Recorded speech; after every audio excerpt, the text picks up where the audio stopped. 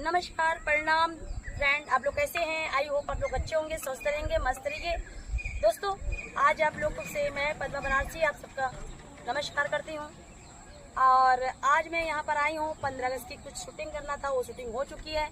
दोस्तों, आप लोगों को पता है जैसा कि कल 15 अगस्त है, ठीक है। और 15 अगस्त को जानते ही हैं, हमारा देश आज़ाद है। और पहले के जो देशभक्त थे, जो पहले के जवान थे, उन्होंने क्या किया था मालूम है? यही देश को आजाद करने के लिए अपनी जान की आहुति कर दी है, दे दी। तब आज हम लोग आजाद हैं। तो इसलिए उन नौजवानों के लिए, वो शहीदों के लिए सतत नमन करती हूँ।